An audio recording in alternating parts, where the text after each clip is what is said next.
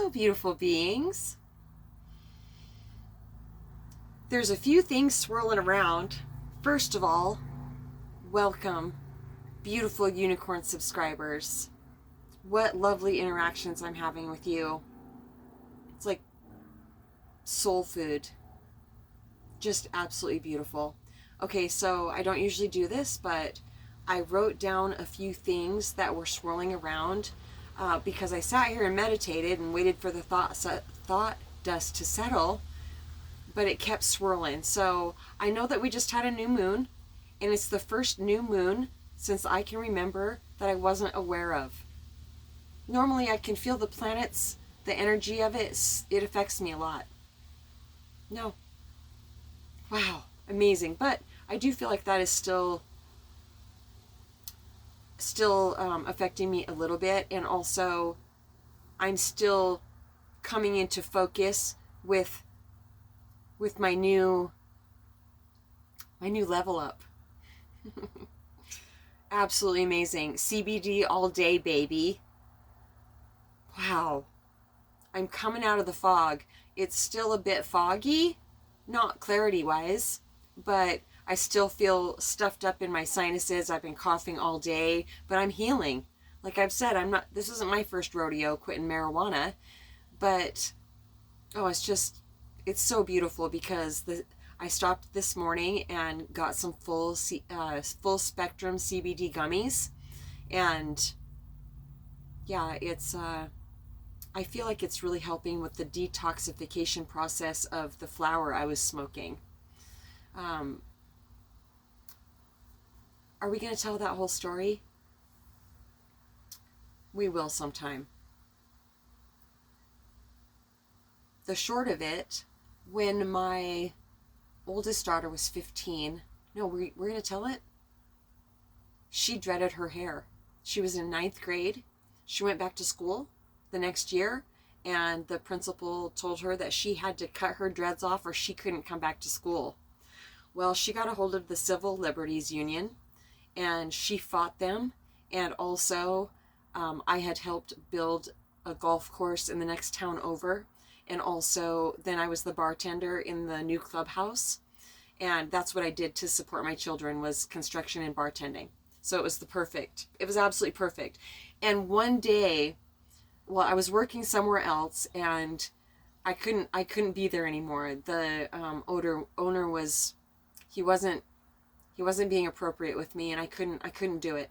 And I had to go out on faith and quit and never go back. And the relief I felt was palpable.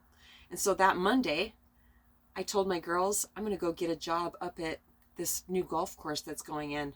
I'm going to help build the golf course, and then I'm going to bartend in the clubhouse. And that's exactly what I told them. And they were like, good job, Mama. And the babysitter was there. And I went up there and I told him exactly my plans, that what I want. And he said, wow, he leaned back in his chair. His name was Dan, same as my twin soul. He leans back and he's just like, wow, well, today's your lucky day, because I had a guy call in and quit this morning. He said, you can start today if you want, or you can start tomorrow. And I said, I can start today. I have my lunch.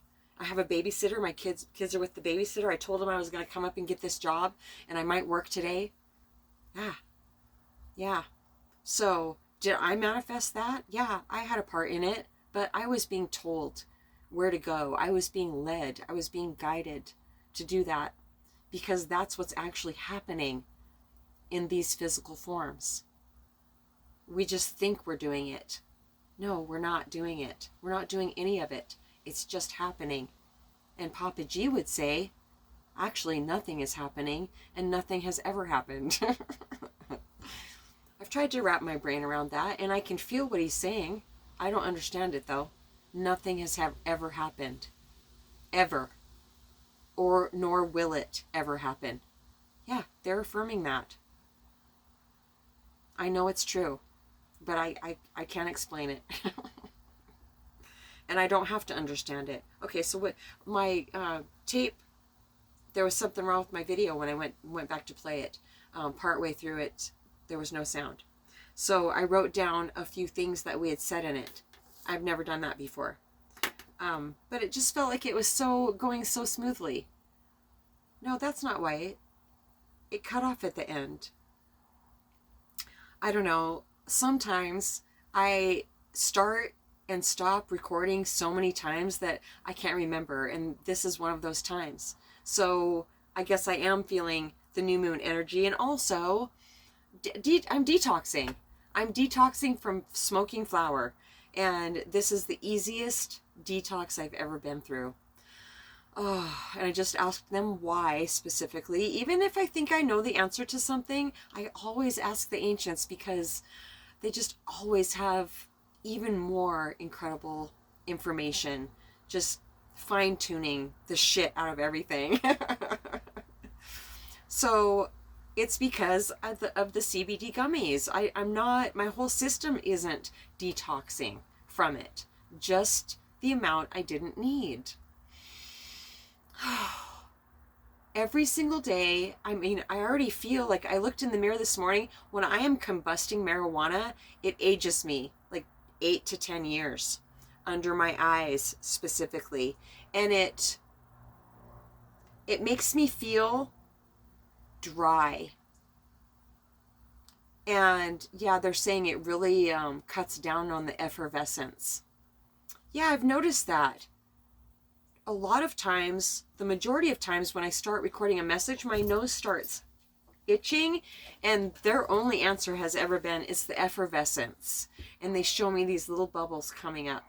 Oh, that's right. They have showed me that for some reason, when we first start, or when they come in, I don't know, are you ever coming in differently than you are right now? Like more strongly or more softly, or do you have to do any of that? Our energies coming together creates a little ripple, they're saying, and that makes my nose itch. Our infusing together.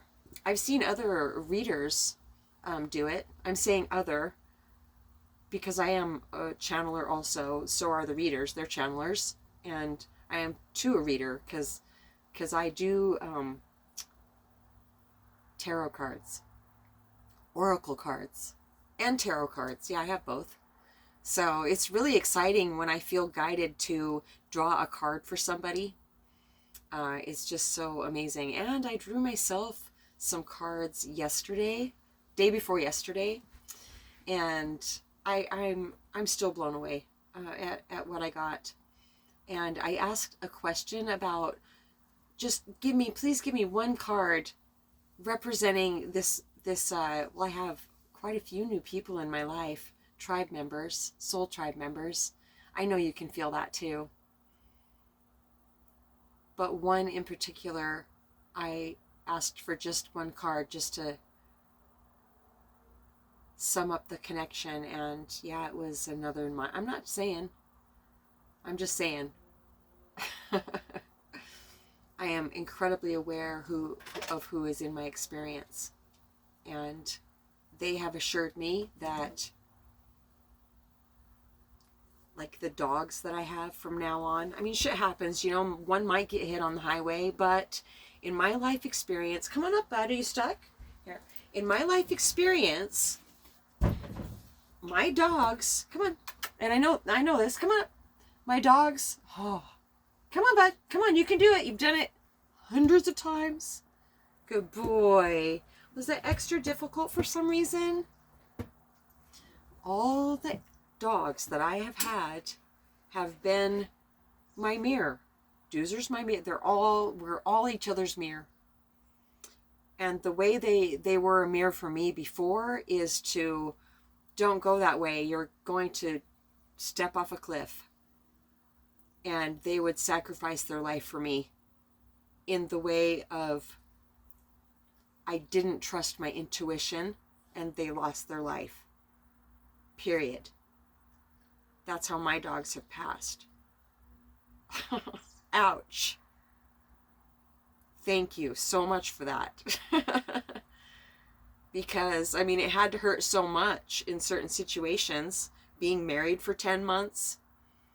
And I was with him for like 2 years and 4 months. but I felt like he had a temper. And it seemed like he was really good at hiding it.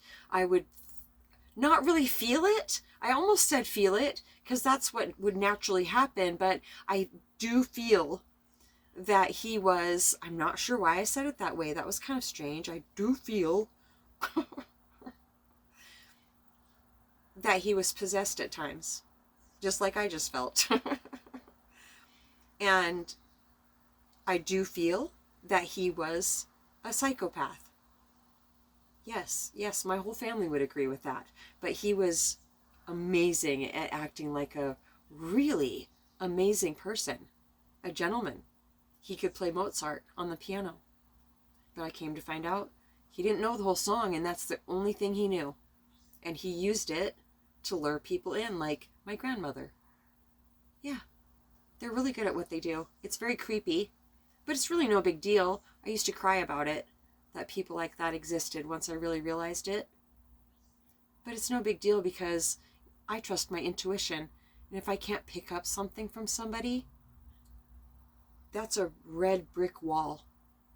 Period. That's not me messing up and, well, maybe. No, none of that. There's none of that mental commentary anymore. I feel like my awareness is,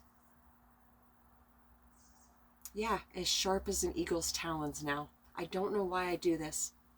When I talk to you, I'm not really sure why.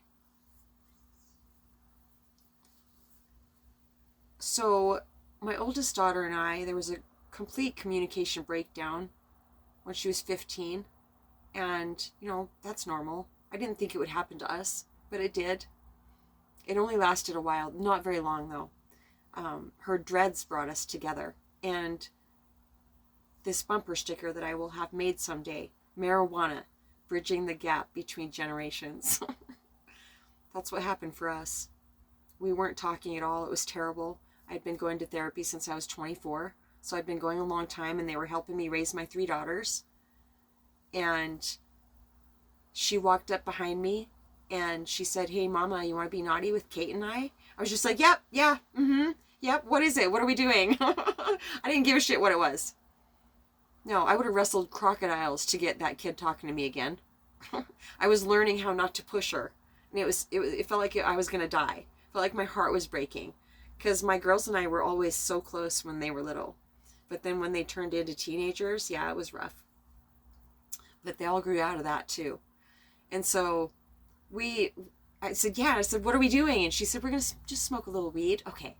So we went upstairs to her room, and the 3 of us sat around. I took 2 little hits because I was such a lightweight. I've rarely ever smoked. I was a drinker, and they had no idea that I was a daily drinker at that time. I was really good at acting normal. It kind of did make me feel normal for a long time. My brain's been a little off whack for a while. So certain things like alcohol made it feel like it was better. It made it not so loud. But anything I've reached out to addictively always ends up kicking my ass. The illusion of it helping me. Yep, I come full circle again. The illusion that it's helping me is no longer, and I'm deeply grateful for that. It's a teacher. It's a helper for a while. It helped me get to a certain stage in my life, drinking did. But then after a while, it deconstructs everything I've been learning. Yes, I was still going to therapy when I was drinking. I was very high functioning when I was drinking. I was raising my 3 daughters on my own. I didn't miss a day of work, maybe one because of a blizzard or something, but not because I was drinking. Well, I was a bartender a lot of the time, so that was incredibly helpful for an active alcoholic. But, I paid all my bills ahead of time. My kids had clothes, we always had a roof, blah, blah, blah. Yeah, there's many different types of alcoholics, and they can look like they have it all together, and they're still dying. Yeah, addiction is an addiction is an addiction. It doesn't matter what it is. It's a soul eater because we're thinking about it way too much. Yeah, we're giving all our attention to all those thoughts that come in, and it feels insurmountable, doesn't it? Feels insurmountable to overcome an addiction, but it's not. It just feels like it is. So this bumper sticker, after we, took a couple hits and we're laughing our asses off, and I'm forgetting what I'm saying, and we're laughing some more, I mean, gut laughing. And we had like a rainbow bridge had been built between us. I knew it wasn't just for that evening. It had shifted. Things had shifted between us. And we sat on the porch. It was a beautiful summer night, warm. The stars were out. The crickets were out. We sat on that porch and we talked till 3 a.m. And I had read this book that one of my therapists suggested, Get Out of My Life, but first, could you drive me and Cheryl to the mall? I had read that so many times, and I read it through all 3 of my teenage daughters' teenage years. And it was so beautiful because I was able to say to her, I've never raised a 15-year-old daughter before. Do you have any suggestions? I don't feel like I'm doing this very well. And I mean, it shifted all of it. It was amazing. It was incredible. I'll never forget it. And I said, you know what? I just made up the name of a bumper sticker I will have made someday. Marijuana, bridging the gap between generations. I'm not telling you that you should use marijuana. This is just my experience with it. I am feeling, I didn't know I was going to say this. I said it out loud to the ancients earlier, and Doozer. I am feeling incredibly loved by my divine partner. I'm straight in this life, by the way. I was actually bisexual when I was drinking. And I do find women incredibly attractive, but sexually, I'm not attracted to women in that way. Not when it comes right down to it. But women are just so beautiful. I mean, I stare at women. Yeah, they're so beautiful. And every woman I look at, unless she's just like so unconscious that she's just a grumpy bitch, I know there's beauty in there. I know she's a beautiful being. But yeah, those I'm just like, okay, bless you. I hope things get better for you. I know you're highly unconscious and it hurts. I know that. But I can see beauty in women that they absolutely cannot see their beauty. I just asked them specifically, why is that? And they're like, because it's, the eyes are the window to the soul. And when I was thinking about how beautiful, most people are, men too, but women, we're talking about women beauty. It's their eyes that I'm thinking about. Yeah. Okay, I just love the fact that our eyes don't wrinkle. They get to stay like they are. And I love the fact that as the days go by, my eyesight is going to get better and better. Yeah, when I smoke, my eyesight gets worse. If it was a matter of, oh, yeah, my eyesight gets worse when I smoke marijuana, or I cough all the time and it hurts my throat and my lungs to smoke, oh, I shouldn't do that, and I won't. I mean, wow, okay, but that really wouldn't be a life lesson, would it? It's a lot more intricate than that, and working our way through these things, and having people like Ocean she's just proud. She never judges me. She's just proud of me for never giving up. And I'm so deeply proud of her because she's kicking. I'm just asking if I can say this. Can I say this, Ocean? Can I tell them what you're doing?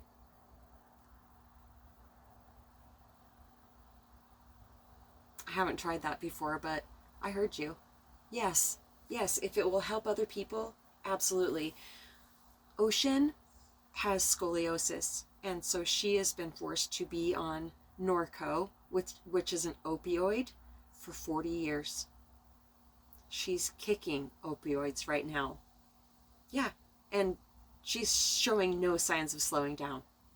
She's going on the 30th, and I would be deeply grateful for your prayers for her. And to us, prayers aren't, please make it look like this.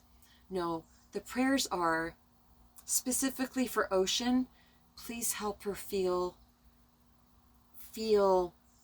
super peaceful. Please help her feel rooted in presence. Please help her not be worried about it, erasing anxiety for Ocean.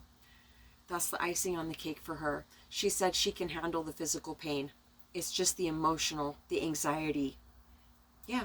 So thank you so much for that. Isn't it amazing that you have so many people praying for you, Ocean?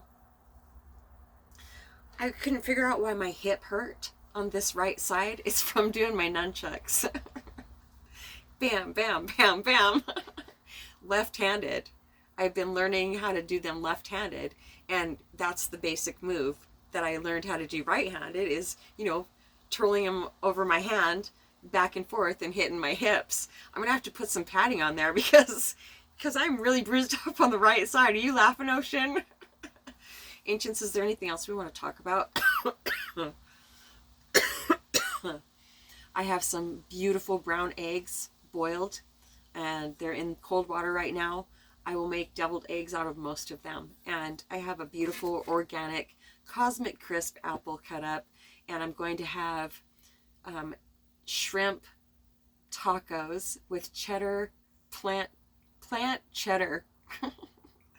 That may sound gross, like the plant cheese, plant cheddar. It's so good. I would not know the difference. But I'm really hungry now, so I'm gonna go eat. And Ancients, is there anything else? I'll listen this time. I'll look at my page. Okay, so that one's too long for this video. How long have we been talking? Let me see. 21. Yeah, that's plenty long. Oops. Okay. All right. That's it for now. I guess things are changing a little bit. I know part of what we're going to talk about next time. That doesn't usually happen. Okay. satsangwithmamaji@gmail.com. If you feel desperate and you want to reach out to us so bad, you think about it. They're saying, but how do you know if you want to reach out? Well, you're thinking about it a lot. And doing mental ping pong why you shouldn't. You could try it once and see what happens. And if you try it once, you'll obliterate a lot of useless thinking by doing that, by turning away from all that back and forth. And somebody said, no need to advertise. I'm not advertising. I'm just saying, well, we're just saying what we're saying. And there must be somebody that feels very desperate and trapped in their life, that feels like they're going in circles, that doesn't feel like they can possibly see a way out. It seems whatever the it is seems insurmountable. They're saying the definition of courage is to do something even though you're afraid to. We are not encouraging you to leave a dangerous man. No, we're not. We are, but we're not encouraging you to leave a dangerous man without having a plan in place, without having people help you, unless you're in imminent danger. And then call 911 and get that motherfucker out of your house. I'm not telling you to do anything. Even though I just did. I am not telling you to do anything. I am not responsible for anybody except for myself. I'm not even responsible for me. The divine is. Okay. That's why it takes so many people to take care of me, they're saying. Really soon, I love taking you through my healing journey with me. Shedding the addict. It's like not even a part of me. It never was a part of me, the addict. Oh, it was a survival. It was all about survival. Feeling like it was about survival. Yeah, okay. So they're showing me like pushing it away from the shore. Like it's a boat. Okay, it's like a sacred Native American. The addict is in the boat. Okay, now I see that I have a quiver. I have a quiver on my back. And I have a bow and arrow. Okay. You know what I just did? I shot a flaming arrow into that boat and it woof. Yeah, that's how the Native Americans used to do it.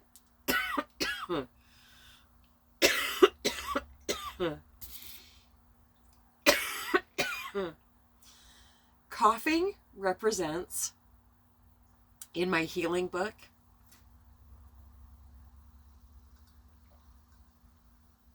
okay, Ocean, I will. She said, hot,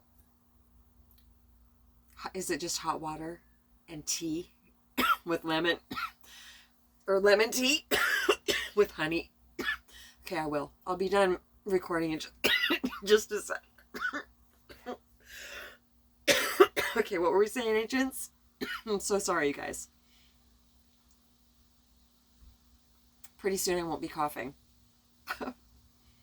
And, oh, thank you. Yeah, well, this wasn't it, but I did forget this at some point.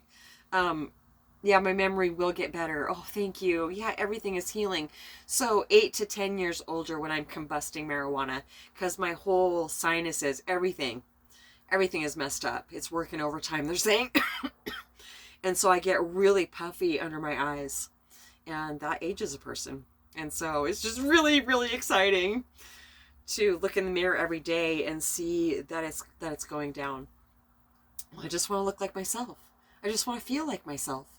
I don't have to. I'm not in survival mode anymore. I've learned enough to be able to, yeah.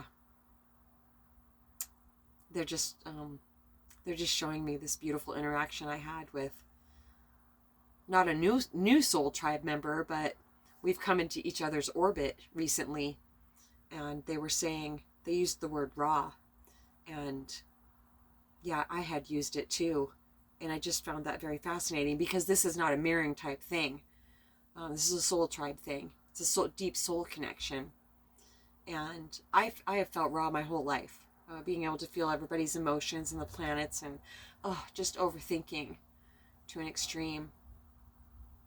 And certain things have been needed to survive that. But I've come to a point where I don't need that anymore. Yeah. I didn't know I was so good with a bow and arrow either. satsangwithmamaji@gmail.com. We love you so much.